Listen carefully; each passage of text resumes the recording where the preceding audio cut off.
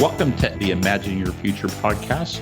I'm Steve Hall, your host for the episode, and I'm joined by my co-host and colleague, Karen Collyer. Our aim with this podcast is to inform, educate, and engage our listeners on technology and digital-related topics. We have a great lineup of senior execs and thought leaders from various industries scheduled for the year, so please subscribe and stay tuned to LinkedIn and other social channels as we continue to expand this podcast. Karen, you want to take over? Thanks, Steve. It's good to be back after a brief hiatus. What do listeners need to know about me?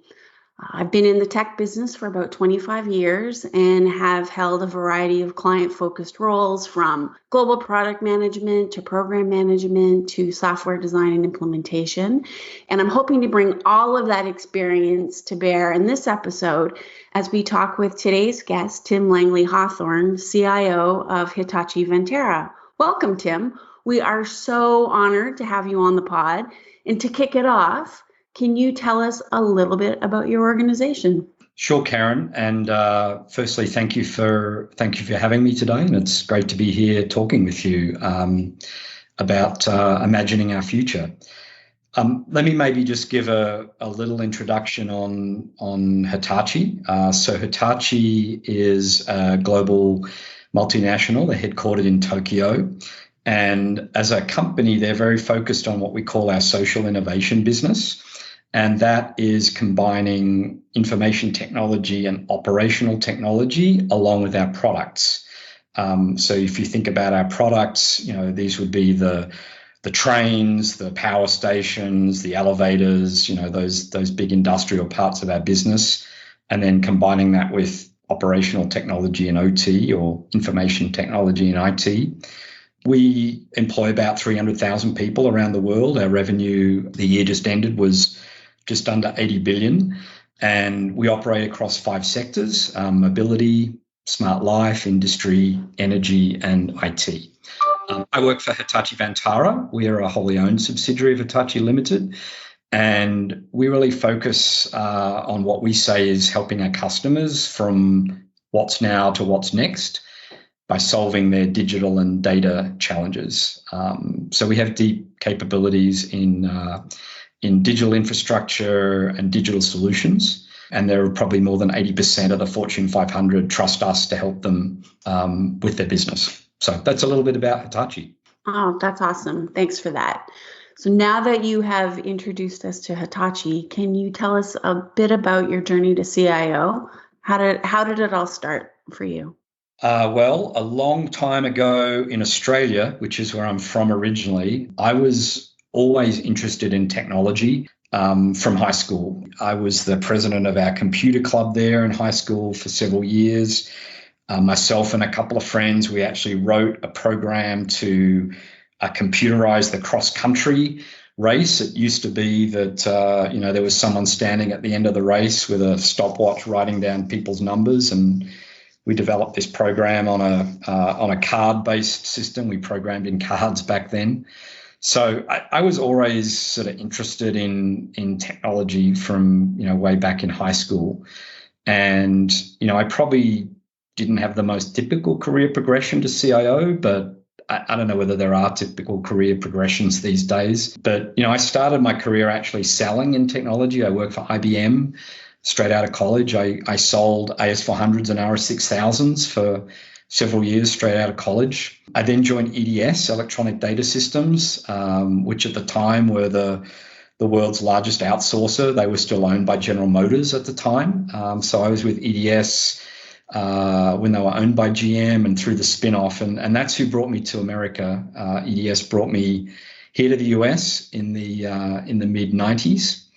And I had an amazing decade with EDS, working in many different parts of the country, working with different customers. Then I moved into consulting. I actually worked at ISG and the predecessor company TPI. I worked there, and that exposed me just to an incredible number of different technology and organizations around the world. And then after many years with them, I joined Western Union here in Denver. That's what brought me here to Denver, Colorado, where I'm both based. I led a number of transformational initiatives there over the years. And then I joined Hitachi Vantara about 3 years ago and stepped into the CIO role 18 months ago. So that's sort of my journey all the way from, back in the mid 80s in Australia at school to here where we are today in Colorado. So when I talk to CIOs who've either recently been onboarded or, have joined within the last couple of years, typically they talk about what they want to get done in their first 100 days, the first, 12 to 18 months, the next 5 years. I kind of wanted to shift focus because you mentioned the word transformation, and that's one of the spaces that I like to play in. So I wanted to ask you about some of your transformational challenges that you've had. So when you work at an organization that, grows through acquisition like you do, what kind of things do you have to consider? Sure. Let me give you sort of a couple of my transformation challenges and activities, Karen, that are sort of right with me right now. And you mentioned M&A. So we recently announced the acquisition of a company called GlobalLogic. They're a 20,000 person software engineering and product engineering company. And we expect, with all the regulatory filings, we expect to close on that acquisition here in the next couple of months. They're 20,000 people around the world, and they are growing like crazy. So, as a technology leader, the big thing is, yes, we need to look at integration, but we need to do it very thoughtfully, and we need to do it very carefully, because the last thing that we want to do is disrupt that hyper-growth stage that GlobalLogic is in. M&A can be, depending on the M&A, it's really going to dictate that strategy. We're also working at the moment on a tuck-in acquisition that we expect to close on in the next few weeks. It's much smaller, right? It's less than 500 people, and we will probably move much more quickly on integrating that organization into Hitachi. So I think M&A, it's very dependent on the sort of the business strategy and what the acquisition thesis is for that company, that then dictates what you do as a technology leader. How do you integrate? And also, what do you take from the company you're acquiring? Just because they're being acquired doesn't mean that they're going to conform and fit to your own systems, right? So in our case, there's some really interesting stuff that GlobalLogic has in their internal technology stack that we're looking at really closely for us to be able to leverage, as opposed to the other way around. Right. It's that whole kind of combination of the technology, the people, and the processes, right? And deciding kind of the best of breed of it all. And that's what you go forward with. I have another question that's been on my mind lately. Specifically about the future of work.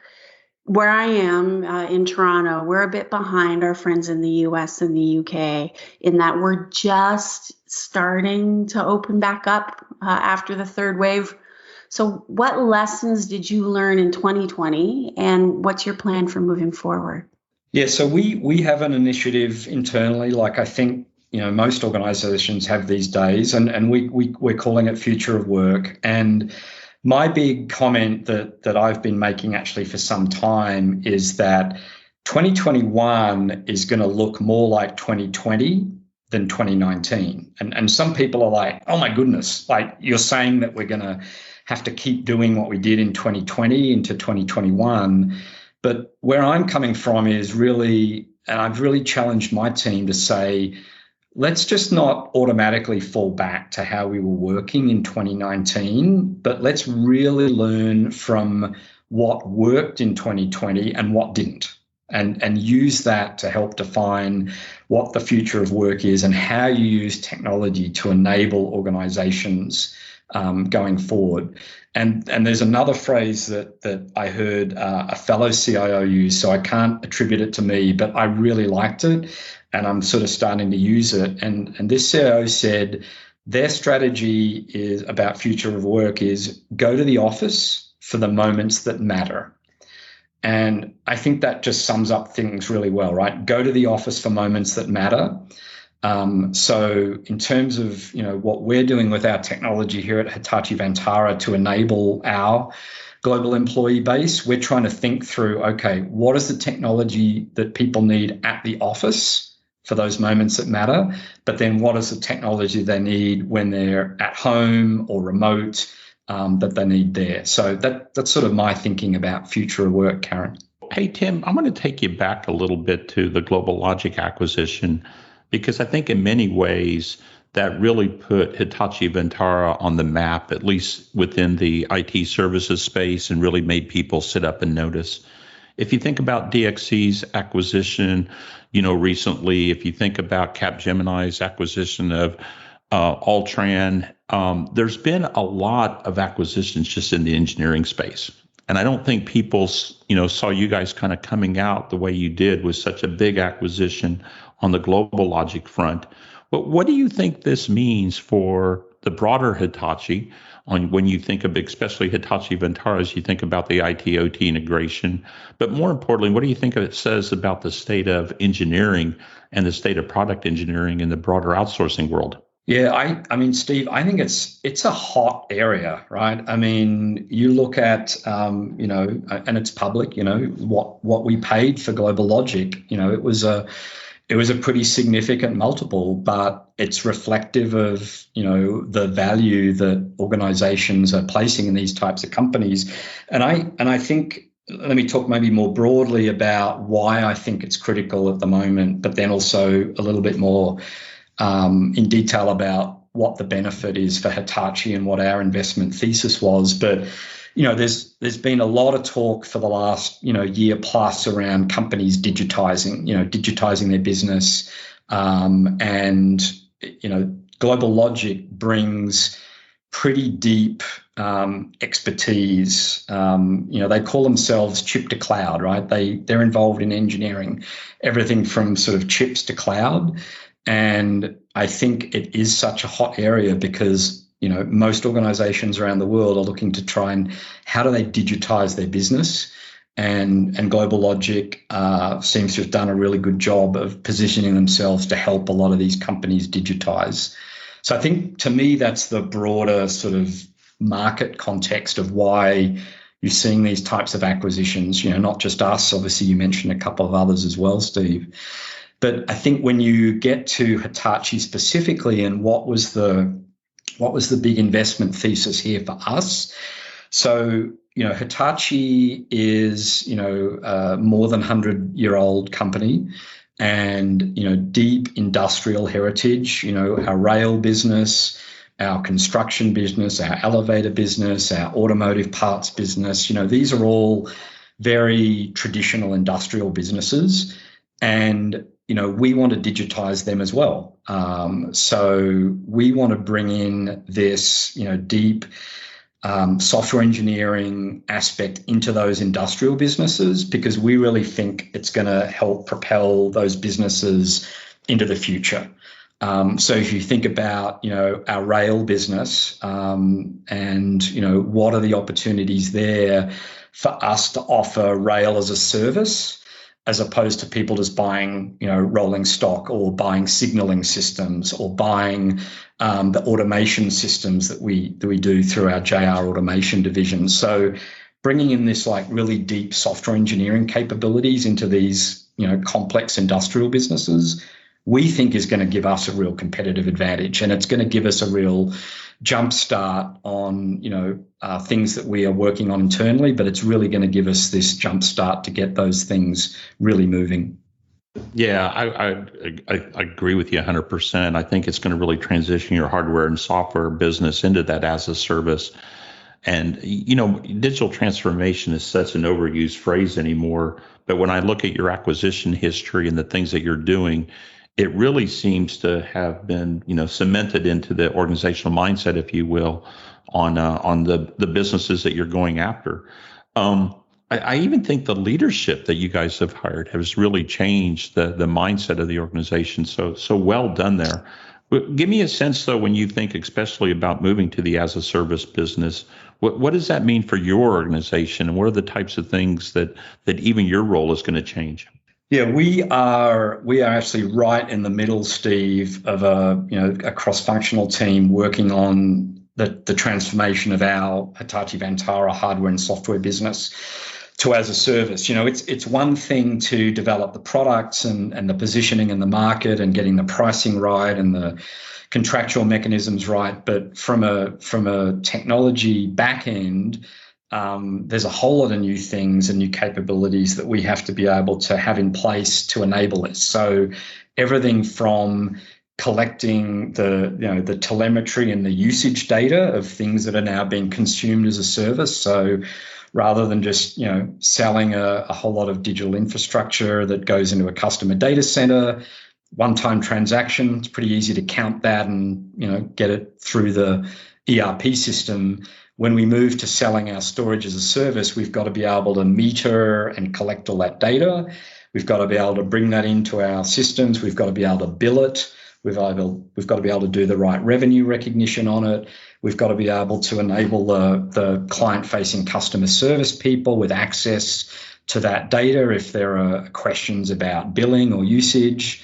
And then, we've got control planes that the customers are going to have to be able to provision and manage all of this. And it's quite different to what we had with our traditional business. So there's a lot of, behind the scenes work that needs to be done from an IT perspective to actually just enable these packaging of how we're going to market now with our products. So there's quite a lot of work going on with my team at the moment, working cross-functionally with the business to help us transition to this as a service model.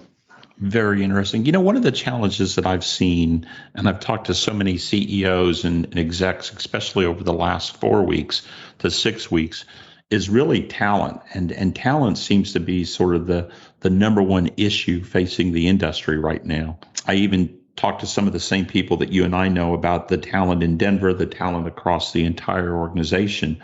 What's your sense on hiring the talent within Hitachi to be able to drive this forward with the vision that you have?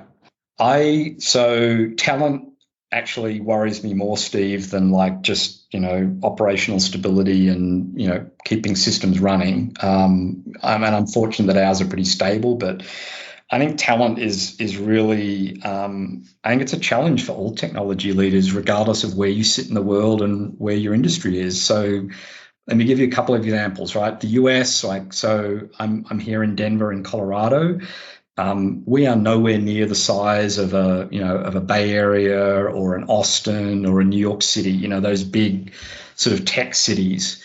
So we would compete for a talent pool here, myself and other technology leaders here in Denver. But with the whole pandemic, I'm now competing with the Denver talent pool with people in the Bay Area, with people on the East Coast, right? So in one sense, it's a threat because the Denver talent can now be tapped into by other companies.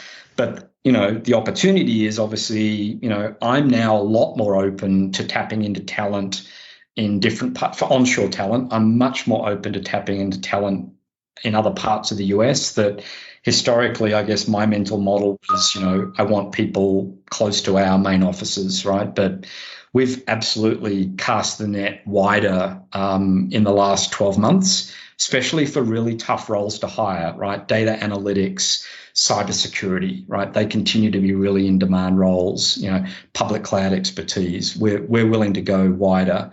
But it's also, we were pretty far along the path, Steve, in terms of our global delivery model. So, my team is spread around the world.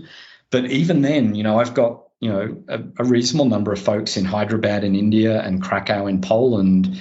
Those markets are as competitive as the US, right? And if you don't have a brand that you can attract people and retain people, and there isn't a story about your willingness to invest and grow talent, it's tough to attract them. So it's a problem here in the US. It's a problem, I think, in most places around the world.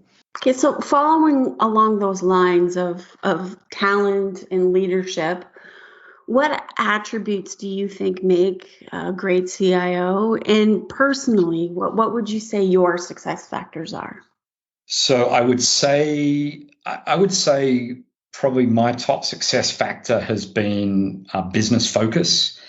I think because I've spent a reasonable amount of my career in commercial roles and customer facing roles. I stepped out of IT for a couple of years at Western Union, and I led the global customer service organization there, which was a really high volume consumer call center environment. So I think those experiences have really helped me with business focus. And to me, it's all about how do you partner strongly with your business stakeholders and your business functions.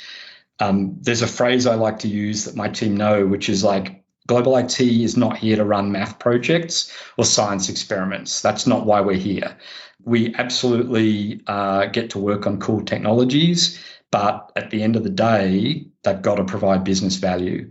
And in our hackathon we did in this last year, we actually changed the sort of scoring focus to put a lot more emphasis around the ideas having real business value. So I'd say business focus is probably, my top success factor as a CIO. What you mentioned talent. We talked a lot about talent already, but what about people? The HR component, is that something that you focus on? Absolutely. I'd say, if I look at my top three, I'd probably say it's business focus that we just talked about, people focus, and then results focused.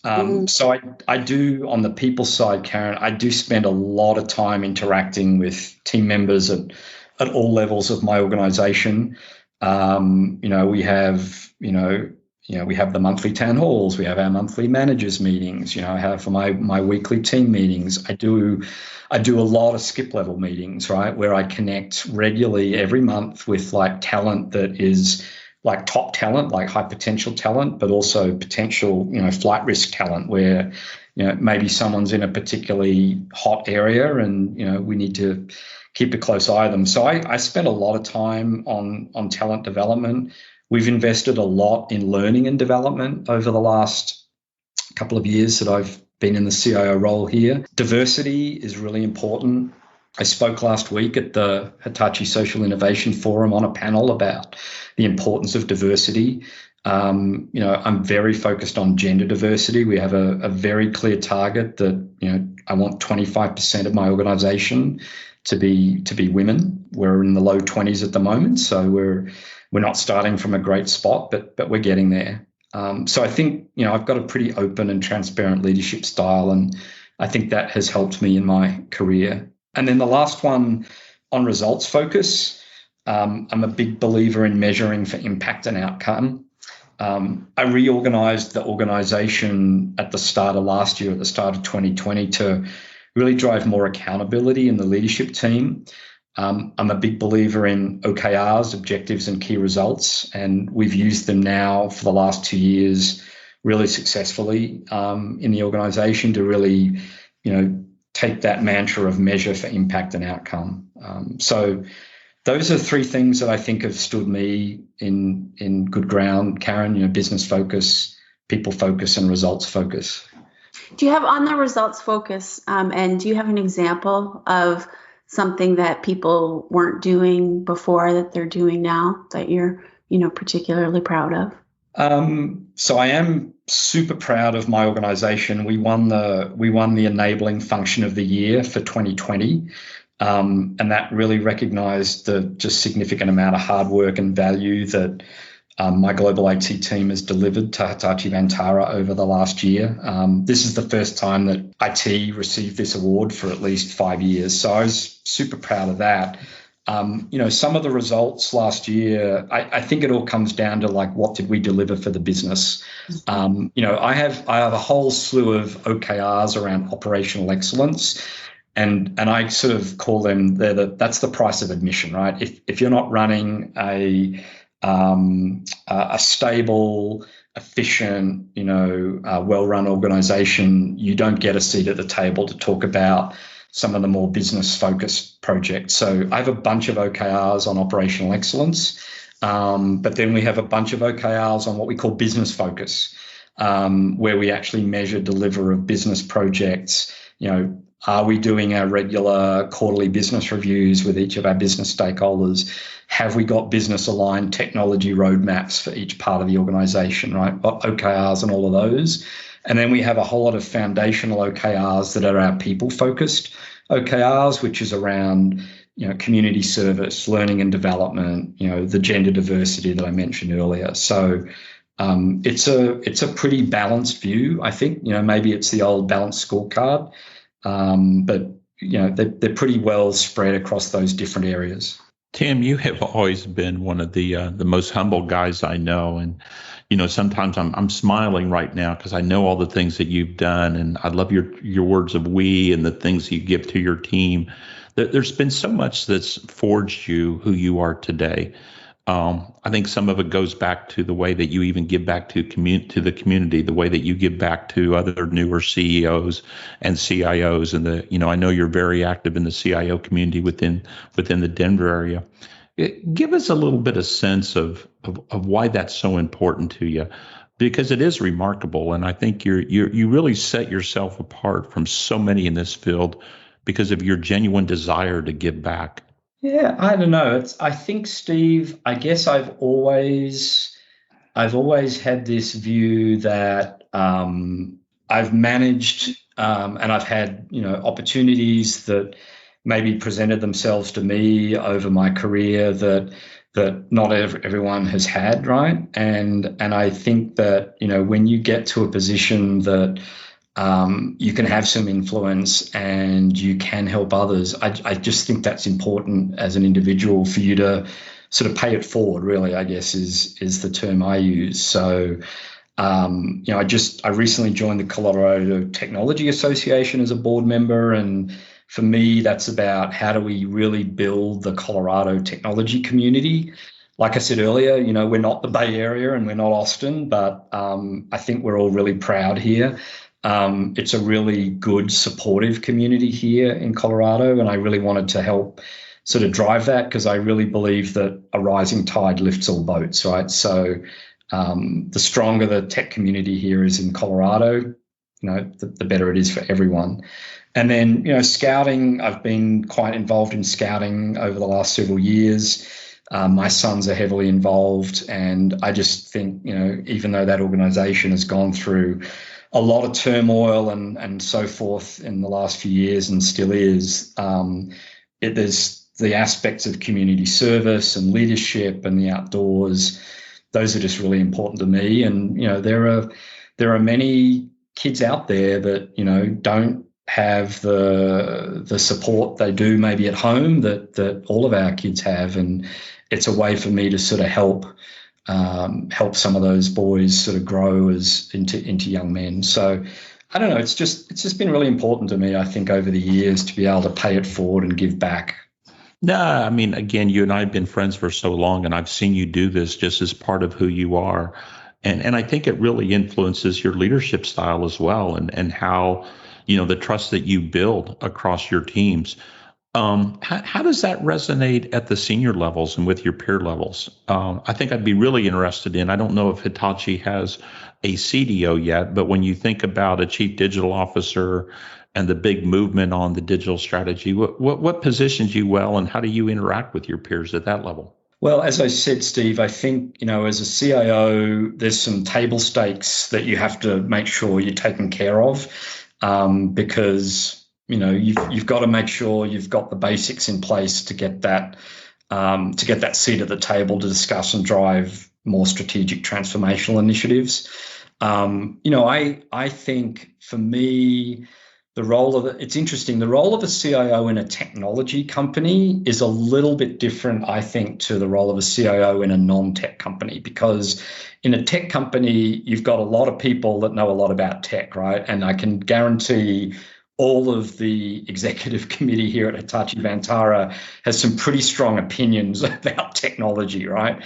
And that keeps me on my toes, quite frankly, right? I welcome it, right? I definitely never come at it from a standpoint of, hey, I'm the CIO, you need to listen to me. I think it's actually good that I do get challenged about things because, my executive committee here, they all have pretty technical backgrounds from big technology providers or software companies. So it keeps me on my toes for sure, but I don't think a technology company is any different to financial services or government or retail. How you use technology to really, drive the company forward and enable the future of the company. I think that's universal. It's obviously a little different depending on the industry, right? Depending on what, level of disruption your industry is going through.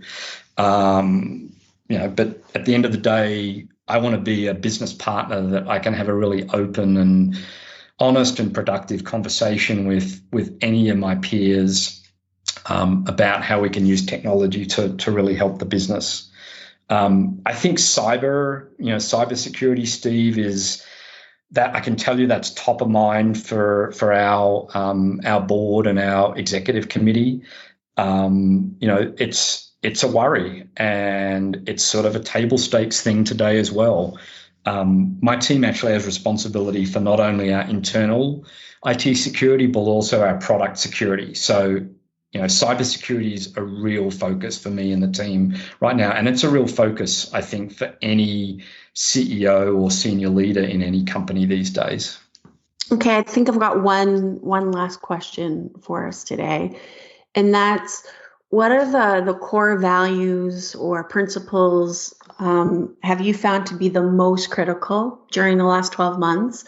And how do you carry these values forward as we're re-entering, the workplace? Well, Karen, I would say 2020 for sure has been the most difficult year for me as a leader. It just has. So here at Hitachi Vantara, we had almost a completely new senior leadership team. We merged with a sister company with Hitachi Consulting. That was around a 4,000 person merger we did. We expanded our global delivery model into some new geographies in my organization. We moved some of our roles around, and then we had COVID as well. So, if you asked me 2 years ago and said, "Oh, this is all going to happen," I'd say, you know what, that you couldn't even write a book about that, but we did. So I think for me, the values and the principles that helped me through all that was that people focus. We said to people early on, hey, if you were having a really long commute here in the US or in India, whatever, use the time to learn some new things, like get some more certifications rather than just working more hours. And we achieved more certifications this last 12 months than we did in the previous 3 years. So we really doubled down, I think, on our people focus. I spent a lot of time trying to just maintain virtually the interactions that I used to have in person with my team. That requires a lot of time, but it really gives me, I think, a good pulse on what my team are doing around the world. It's been really tough. I've got a reasonable proportion of the team based in India.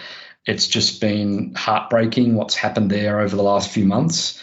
Been really concerned about their welfare, and we've really, I think as a company, but also just as an IT organization, we've really tried to give people all the support and latitude to be able to cope. And I don't want to just single out India because it's been bad everywhere else, but it's obviously particularly tough at the moment. So I think that people focus and really having that as something that's been core to me, that I would say, Karen, has probably been the value or principle that helped me the most in the last 12 months. All right, Tim. So I got a softball one for you, man. Okay. You have seen more U.S. national parks than probably most Americans, and probably more than any Australian. I know you took the boys and Claire and the team, everybody around to see all the national parks several years ago. There's a new one in West Virginia that just got announced this week as well. So I know you live in the West, but what's your favorite national park? Well, I am not going to say Rocky Mountain National Park, even though maybe I'll get booted out of Colorado. That's in our backyard. I lived in the Bay Area for about a decade, as you know, Steve, and I still think that Yosemite, and I've been there in all 4 seasons. I've snowboarded at the little ski resort thing they have there in winter. been there in summer, spring and fall. I think Yosemite is still top of my list. It is just incredible. And you don't have to get too far away from the sort of the valley floor to get away from the crowd. So I'd say Yosemite's still got a pretty special spot in my heart, Steve. Yeah, I would agree with you. That's a gorgeous spot, but it's hard to beat Rocky Mountain National. It's hard to beat our backyard, but I agree with you. Yosemite is special. All right, Karen, you want to take us home? All right. So on behalf of Steve, myself, and everyone listening, I'd like to thank Tim for joining us on today's podcast. And thank you to our listeners for lending us your ears. Be on the lookout for our next episode, where we will continue the return to work discussion with E.C. Cayley, who is the co-founder and co-COO of Poppy.